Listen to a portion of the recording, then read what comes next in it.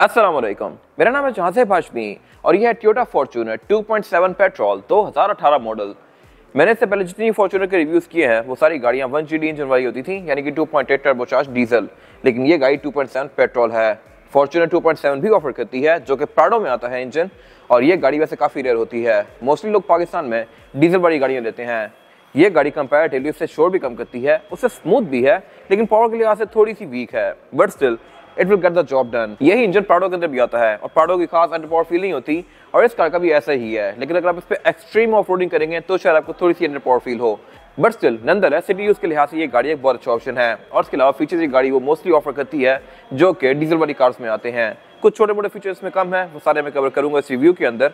और ये specific car 1,20,00,000 की है।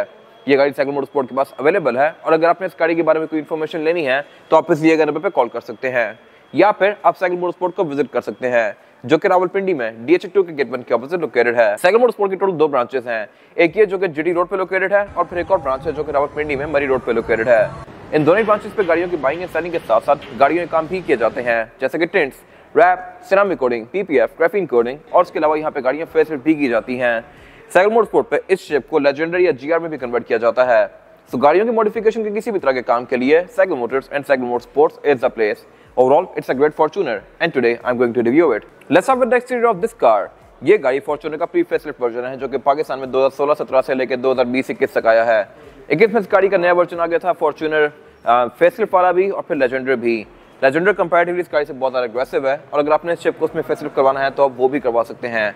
रिसेंटली 2023 के मिड में पाकिस्तान में एक और वर्जन भी ऑफर कर दिया गया Fortuner का, GR स्पोर्ट। वो गाड़ी लुक्स के लिहाज से बहुत ज़्यादा एग्रेसिव है, लेकिन प्राइस के लिहाज से इस गाड़ी से डबल है। तो मेरे ख्याल से ये गाड़ी वर्थ इट है, इस तरह से कि ये गाड़ी वो सारे फीचर्स ऑफर करती है जो कि एक अच्छी SUV में होने चाहिए, और इसके अलावा इंजन भी इस गाड़ी में प्राडो वाला ही आता है। बाकी लुक्स के लिहाज से भी गाड़ी काफ़ी डिसेंट है और है भी ऊंची कार, तो इस गाड़ी का मेरे ख्याल से इंप्रेशन भी काफ़ी है। अगर इस प्राइस ब्रैकेट में देखा जाए तो आपको सोनाटा मिलेगी, लेकिन सोनाटा से ये गाड़ी कंपैरेटिवली बहुत बड़ी भी है, ड्यूरेबल भी ज़्यादा है, मार्केट भी इस गाड़ी की स्ट्रॉन्ग है, और इसके अलावा ये गाड़ी है भी टोयोटा। खैर, अगर बात कीजिए इस गाड़ी के फ्रंट लुक की तो यहाँ पे कोई खास फीचर्स नहीं दिए गए। अगर बात कीजिए इस गाड़ी की हेडलाइट्स की तो ये काफ़ी पॉइंटी सी हैं, और इसमें ऊपर एक DRL दी गई है, और हेडलाइट इसमें बाइजराउंड वाली आती है। इसी में ही लो और हाई के लिए पॉइंट दिए गए हैं 2 अलग-अलग, और इसके अलावा फॉग लैम्प भी इस गाड़ी में LED वाले आते हैं। अपनी लुक्स की वजह से ये गाड़ी वर्ल्ड वाइड काफ़ी ज़्यादा मार्केट बनाती जा रही है। Same goes for Pakistan and India. India में भी इस गाड़ी की वैल्यू काफ़ी स्ट्रॉन्ग होती जा रही है। इसके अलावा बोनेट इस गाड़ी में काफ़ी सिंपल सा आता है। बम्पर इस गाड़ी में काफ़ी एग्रेसिव दिया गया है। इसमें जो करेक्टर लाइंस हैं ये काफ़ी अनयूजुअल हैं, आपको मोस्टली कार्स में करेक्टर लाइंस देखने को नहीं मिलेंगी। इसके अलावा प्री फेसलिफ्ट कार में क्रोम काफ़ी ज़्यादा था, लेजेंडर और GR में थोड़ा कम कर दिया गया। बाकी अगर बात कीजिए फीचर्स की तो इस गाड़ी की हेडलाइट्स में ऑटोमेटिक वाला फीचर आता है, यानी कि डे और नाइट को सेंस करके ऑटोमेटिकली ऑन या ऑफ होंगी। वाइपर इस गाड़ी में नॉर्मल से ही दिए गए हैं, इनमें ऑटो वाला फीचर नहीं है, और ये हैं भी हिडन, बोनट के नीचे दिए गए हैं, तो ये मेरे ख्याल से एक अच्छी चीज़ है। इसके बाद अगर बात कीजिए इस गाड़ी की साइड प्रोफाइल की तो यहाँ पे ये गाड़ी बहुत डिसेंट सी है। यहाँ पे सब कुछ काफ़ी फ्लोई सा है। करेक्टर लाइन इसमें बिल्कुल ना होने के बराबर दी गई है लाइट सी, जो कि फ्रंट फेंडर से रियर फेंडर तक थोड़ी बहुत कंटिन्यू करती हैं, लेकिन फॉर्च्यूनर में एक डिस्टिंक्टिव करेक्टर लाइन दी गई है क्रोम की, जो कि बैक पे है, तो मैं कवर करूंगा अभी। फिलहाल अगर बात कीजिए इस गाड़ी के फीचर्स की तो फीचर गाड़ी डिसेंट ऑफर करती है, इस तरह से कि इस गाड़ी की साइड मिरर रिट्रैक्टेबल हैं, एडजस्टेबल हैं, और इनमें ऑटो वाला फीचर भी आता है। फिर इसके अलावा इसमें इंडिकेटर भी दिए गए हैं, और इस गाड़ी में सॉफ्ट अनलॉक भी आता है, बोथ ड्राइवर और पैसेंजर दोनों के पास। मैं इस गाड़ी को यहीं से ही लॉक या अनलॉक कर सकता हूँ, लाइक दिस। और इसके साइड में भी फोल्ड अनफोल्ड होते हैं लॉक अनलॉक होने के साथ साथ। फिर इसमें एयर प्रेस भी ऐड किए हुए हैं, और इसके अलावा ये गाड़ी व्हील्स के आसपास व्हील आर्चेस ऑफर करती है प्लास्टिक की। यह काफ़ी लाइट सी बट लुक को बेहतर बना रही हैं। इसके अलावा इसमें जो फुट स्टेप आता है ये फुल प्लास्टिक की फिनिश में है। इसके बड़े वर्जन में इसमें सिल्वर कलर की फ्रिल भी आती है। और इसके अलावा ये इस गाड़ी की एब्सोल्यूट साइड प्रोफाइल, ये गाड़ी एक मिड साइज SUV है, यानी कि कंपैरेटिवली V8 या प्राडो वगैरह से थोड़ी सी छोटी है, लेकिन स्पोर्टेज वगैरह से बड़ी है। इंप्रेशन इस गाड़ी के प्रॉपर एक जीप वाला ही आता है, लेकिन अगर इसको प्राडो से कंपेयर करें तो ये लंबाई में और चौड़ाई में थोड़ी सी कम है। खैर, इस वजह से इस गाड़ी को मैन्यूवर करना थोड़ा आसान है। और अगर बात कीजिए सस्पेंशन की तो ये गाड़ी थोड़ी स्टिफ है एज कम्पेयर टू प्राडो। अगर आप इसके बाद प्राडो ड्राइव करेंगे, बेशक वो 10-11 मॉडल ही हो, आपको उसकी ड्राइव थोड़ी बेहतर फील होगी। तो ये ट्रेड ऑफ है between model year and comfort. इसके अलावा फीचर एक गाड़ी मोर लेस प्राडो वाली ही ऑफर करती है 2.7 वाली, और इसमें फिर ऊपर ये रूफ रेल्स दी गई हैं जो कि इसकी लुक को बेहतर बना रही हैं। बाकी फॉर्च्यूनर पैनोरामिक या सनरूफ नहीं ऑफर करती वर्ल्ड वाइड, इसमें आती नहीं है, और बेसिकली इसकी वजह यह है ताकि प्राडो की मार्केट बनी रहे। प्राडो में ये चीज़ें दी जाती हैं, अगर आपको सनरूफ चाहिए तो आपको प्राडो में शिफ्ट करना पड़ेगा। इसके अलावा अगर बात की जाए इस गाड़ी के रेयर एंड की, तो यहाँ पे इसका फ्यूल टैंक दिया गया है और ये फॉर्च्यूनर की डिस्टेंस डिफ्रैक्टेड लाइन इसमें करूँ की फुल कंटिन्यू करती है, जिसमें कि कर्व दिया गया है और यही कर्व इसकी चाबी के ऊपर भी शोकेस किया गया है, जो कि एक डिस्टिंक्टिव लुक देता है फॉर्च्यूनर को। इसके अलावा इस गाड़ी में एंट्री और एग्जिट की खास आसान नहीं है, इस वजह से कि इसमें कोई यहाँ पे ग्रैब हैंडल नहीं दिया गया। प्राडो V8 वगैरह में यहाँ पे ग्रैब हैंडल्स आते हैं जिनको पकड़ के आप अंदर चढ़ के बैठ सकते हैं, बट इसमें ऐसा कुछ नहीं है, आपको डोर को ही पकड़ के चढ़ के अंदर बैठना पड़ेगा। और ये गाड़ी थोड़ी सी है भी ऊंची, तो इसमें एंट्री और एग्जिट कंपैरेटिवली कॉम्पैक्ट SUV से थोड़ा सा मुश्किल है। और अगर बात की जाए इस गाड़ी के रेयर एंड की, तो ये प्राडो की सेकंड जनरेशन का रेयर लुक है, जो कि कंपैरेटिवली इसकी फर्स्ट जनरेशन से बहुत ज़्यादा इंप्रूव्ड है। फर्स्ट जनरेशन फॉर्च्यूनर की काफ़ी डल सी थी, ये गाड़ी काफ़ी एग्रेसिव है। इसके अलावा अगर बात की जाए इस गाड़ी की टेल लाइट्स की, तो टेल लाइट्स गाड़ी की काफ़ी स्लीक सी दी गई हैं, इसमें LED पॉइंट्स कंटिन्यू करते हैं और ये प्री फेसलिफ्ट वाला लुक है। इसको जो फेसलिफ्ट कर दिया गया था, तो इसमें ये जो LED बार्स हैं ये काफ़ी ज़्यादा थिक कर दिए गए थे। बाकी रिवर्स और इंडिकेटर इस गाड़ी का हेलोजन वाला ही आता है और इसमें सिर्फ बैक 2.7 की बैजिंग दी गई है। इसके बड़े वर्जन में बहुत सारे बैजेस आते हैं, सिग्मा 4, फॉर्च्यूनर 2.8, पता नहीं क्या क्या, ये बिल्कुल सिंपल सी है बैक पे। इसके अलावा बैक पे क्रोम की फुल कंटिन्यू की गई है और स्पेसिफिक कार में टेल गेट पावर नहीं आता। इसके की फॉब पे भी कोई बटन नहीं दिया गया ट्रंक को खोलने का, और ट्रंक इस गाड़ी में नॉर्मल सा ही आता है जिसको आप हाथ से ओपन करके चेक करवा दिया कस्टमर को। पावर टेल गेट फॉर्च्यूनर में सिग्मा से ऑनवर्ड्स आता है। वी वाली कार दिखाई नहीं हुई, लेकिन ये गाड़ी 7 सीटर है। इसमें 13 सीट्स दी गई हैं जिनको आप अनफोल्ड करके यहाँ पे 2 लोग बैठा सकते हैं और फोल्ड करके यहाँ पे थोड़ा सामान रख सकते हैं। इसके अलावा ये जो थर्ड रो सीट्स हैं ये सिंकिंग नहीं है, ये साइड पे फोल्ड होती हैं, तो ये ट्रंक का काफ़ी हद तक रूम खा जाती हैं। तो अगर आपने रूम को ज़्यादा स्पेशियस बनाना है तो आप इसकी सेकंड रो सीट्स को भी फोल्ड कर सकते हैं। फिर यहाँ पे बहुत ज़्यादा कैपेसिटी होगी लगेज रखने के लिए, बट नॉनदलेस ये ट्रंक कैपेसिटी भी स्पेशियस है। इसके अलावा इस गाड़ी में स्पेयर टायर जो आता है वो नीचे दिया गया है, बम्पर के नीचे स्पेयर टायर आता है और इसमें बैक पे फिर ऊपर एक स्पॉइलर दिया गया है जिसमें ब्रेक लैंप आता है, विंडशील्ड वाइपर दिया गया है, विंडशील्ड वॉशर भी दिया गया है ऊपर, और इसके अलावा यहाँ पे कुछ खास है नहीं। इसके बाद अगर बात कीजिए इस गाड़ी के इंटीरियर की, तो इंटीरियर भी इस गाड़ी का इस प्राइस पॉइंट के लिहाज से जस्टिफाइबल है। इस तरह से कि इसमें मटेरियल्स अच्छे यूज किए गए हैं, इसके इंटीरियर की लुक काफी ब्राइट है, ये कैमल ब्राउन इंटीरियर है। इसके बाद जब इस गाड़ी को फेसलिफ्ट किया गया था तो इसमें बहुत सारे इंटीरियर कलर टोन ऑफर कर दिए गए, लेकिन इस एरा में सिर्फ ये इंटीरियर आता था फॉर्च्यूनर में। इसके छोटे वर्जन में ब्लैक होता था, लेकिन जो 2.7 है और सिग्मा वाली कार थी जो कि टॉप ऑफ द लाइन थी उस टाइम पे, उसमें यही कैमल ब्राउन टोन फॉलो की गई होती थी। इसके बाद लेजेंडर आई, उसमें इंटीरियर ब्लैक और रेड था, फिर GR आई, उसमें भी कुछ वैसा ही कॉम्बिनेशन है, बट स्टिल मेरे ख्याल से ये इंटीरियर सबसे बेस्ट है क्योंकि ये काफ़ी ब्राइट लगता है। फिलहाल अगर बात कीजिए इस गाड़ी के स्टीयरिंग व्हील की, तो स्टीयरिंग व्हील इस गाड़ी का 3 स्पोक है। इसमें लेफ्ट राइट स्पोक को डिफरेंट कंट्रोल्स दिए गए हैं, और लेफ्ट पे जो कंट्रोल्स हैं मल्टीमीडिया सिस्टम के हैं, और राइट पे जो कंट्रोल्स दिए गए हैं यहाँ से आप इसके MID के बीच में नेविगेट कर सकते हैं।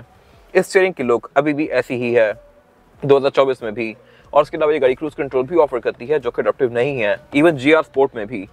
फिर इसके अलावा इसमें पैडल शिफ्टर्स दिए गए हैं, और इस गाड़ी की हेडलाइट जो है ये ऑटोमेटिक फीचर के साथ आती है, यानी कि डे और नाइट को सेंस करके ऑटोमेटिकली ऑन या ऑफ होगी।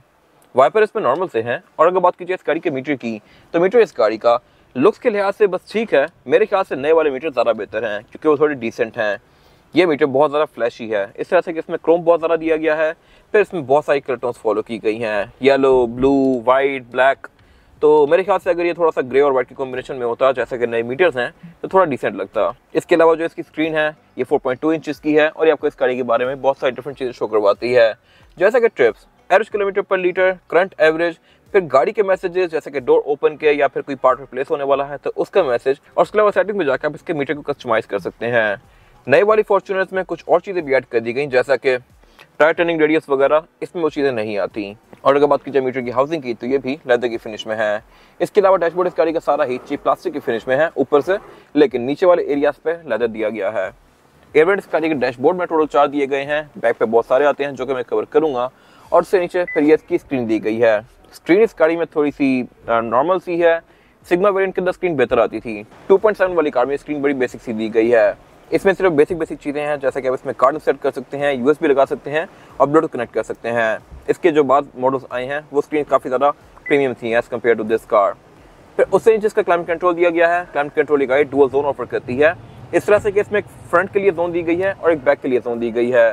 नए वाली फॉर्च्यूनर्स में 3 जोन हो गया क्लाइमेट कंट्रोल, 2 फ्रंट के लिए अलग अलग और फिर एक बैक के लिए। यहाँ से मैं रेयर AC को भी ऑन ऑफ कर सकता हूँ और फ्रंट को भी एडजस्ट कर सकता हूँ, और एक क्लाइमेट कंट्रोल ऑटोमेटिक है। फिर उससे नीचे यहाँ पे इस गाड़ी के ब्लैंक स्विचेस दिए गए हैं बहुत सारे, और एक ड्रॉर दी गई है। इसमें जहाँ पे ड्रॉर आती है इसके बड़े वेरिएंट्स में यहाँ पे 4x4 के कंट्रोल्स आते हैं, उसको आप 4x4 में या 4x2 पे स्विच कर सकते हैं, बट इसमें वो ऑप्शन ही नहीं दिया गया। फिर इसके अलावा उससे नीचे एक ये वुड का पैनल दिया गया है, जो कि इसकी फील को बेहतर बना रहा है। इसको अगर आप ओपन करेंगे तो इसमें 2 कप होल्डर्स दिए गए हैं और उससे पीछे इस गाड़ी का गेयर सिलेक्टर दिया गया है। इसमें जो गेयर सिलेक्शन है वो है PRND और स्पोर्ट्स में करके आप इस गाड़ी को मैनुअली चला सकते हैं लाइक दिस। और मैनुअल चलाने का एक तो ये तरीका है और फिर पैडल शिफ्टर्स हैं। फिर इसके अलावा उससे पीछे इसका इको मोड दिया गया है और पावर मोड दिया गया है। इन दोनों ही मोड्स का डिस्प्ले ये गाड़ी स्क्रीन में भी देती है। उससे पीछे फिर इसका ट्रैक्शन कंट्रोल ऑन ऑफ का बटन दिया गया है, 3 ब्लैंक स्विचेस दिए गए हैं और इसकी पार्किंग ब्रेक दी गई है जो कि मैनुअल है। इसको आप यूं एंगेज करेंगे इवन 2024 में भी। खैर उससे पीछे इसका सेंटर कंसोल दिया गया है। सेंटर कंसोल इसका काफ़ी स्पेशियस है और यह भी लेदर की फिनिश में है। और अगर बात की जाए इस गाड़ी की सीट्स की तो सीट्स भी इस गाड़ी की लेदर की फिनिश में आती हैं और एक कैमल ब्राउन है। सेम इसका कैमल ब्राउन लेदर डोर्स में भी कंटिन्यू किया गया है और डोर्स भी इस गाड़ी के लुक्स के लिहाज से अच्छे हैं। अगर बात की जाए डैशबोर्ड की तो डैशबोर्ड में इसके 2 कंपार्टमेंट्स दिए गए हैं। एक जो ऊपर वाला कंपार्टमेंट है इसके अंदर इसमें कूल बॉक्स आता है। इसकी ग्रिल को अगर आप ओपन कर देंगे तो ये गाड़ी AC की हवा डैशबोर्ड में थ्रो करेगी। अगर आप इसको बंद कर देंगे तो कूल बॉक्स बंद हो जाएगा। फिर उसके अलावा नीचे एक और कंपार्टमेंट दिया गया है जिसको आप लॉक भी कर सकते हैं गाड़ी की फिजिकल की से। और इसके अलावा अगर बात की जाए इस गाड़ी की विंडोज के कंट्रोल की तो इसमें चारों ही विंडोज सिंगल टैप वाली आती हैं, यानी कि मैं इनको सिंगल टैप से फुली रोल डाउन या रोल अप कर सकता हूँ लाइक दिस। और इसके अलावा अगर बात की जाए इसके साइड मिरर की तो साइड मिरर इसमें रिट्रैक्टेबल भी हैं, एडजस्टेबल भी हैं और में ऑटो का फीचर भी है। उससे आगे ये गाड़ी इसका पोस्ट स्टार्ट ऑफर करती है और नीचे बहुत सारे ब्लैक स्विचेस हैं जिसमें इस गाड़ी के बड़े वेरिएंट्स के अंदर कुछ कंट्रोल्स आते हैं। अगर बात कीजिए कंफर्ट की तो इसकी सीट्स भी बहुत ज़्यादा कंफर्टेबल नहीं है। ये है ग्रिपी लेकिन लॉन्ग ड्राइव भी आपको थोड़ा थका देगी। तो मेरे ख्याल से तो अगर आप इस चीज़ से ओके हैं तो आपके लिए फॉर्च्यूनर बेस्ट ऑप्शन है। फिर इसके अलावा अगर बात कीजिए वैनिटी मिरर की तो ये गाड़ी ड्राइवर और पैसेंजर दोनों के लिए ऑफर करती है विद अ लाइट जो कि ऑटोमेटिकली ऑन होती है लाइक दिस। फिर सेंटर में एक सनग्लास होल्डर दिया गया है। केबिन लाइट्स दी गई हैं जो कि LED में है। रेयर व्यू मिरर इसमें बेसिक्स आता है और एयरबैग गाड़ी टोटल 3 ऑफर करती है, एक स्टीयरिंग व्हील में, एक डैशबोर्ड में और एक ड्राइवर के नी पे। इसके अलावा यहाँ पे कुछ खास है नहीं। इसके बाद अगर बात कीजिए इस गाड़ी में ड्राइवर पैसेंजर्स के लिए सीटिंग कैपेसिटी की तो ये भी बैक पे अच्छी खासी स्पेशियस है। मेरे पास यहाँ पे लेगरूम का वो पता है नहीं है, रिवो भी बहुत ज्यादा कम और हेडरूम का भी, क्योंकि ये गाड़ी एक प्रॉपर SUV है और इसमें मैं सीट्स के एंगल को भी एडजस्ट कर सकता हूँ। ये सीट्स रिक्लाइनिंग है, आप देख सकते हैं कि एक सीट आगे है और एक पीछे है, तो इनको मैं अपनी मर्जी के लिहाज से इस तरह से आगे पीछे कर सकता हूँ।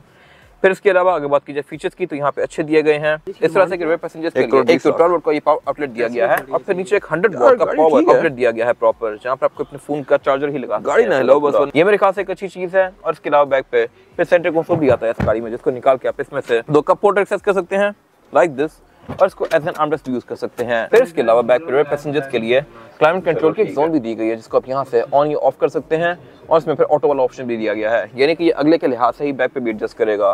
फिर इसके अलावा यहाँ पे डिस्प्ले भी आता है इसका और छत में एयरमेट्स दिए गए हैं रेयर पैसेंजर्स के लिए और फिर थर्ड रो सीट के लिए भी एयरमेट्स दिए गए हैं बैक पे, जिसको आप यहाँ से ही कम या ज्यादा कर सकते हैं एयर फ्लो को। इसके अलावा बैक पे फिर ये कैबिन लाइट्स दी गई हैं जो कि LED में है। फ्लोर इस गाड़ी में फ्लैट आता है और बैक पे फीचर्स के नाम पे इस गाड़ी में सीट बेल्ट दी गई हैं।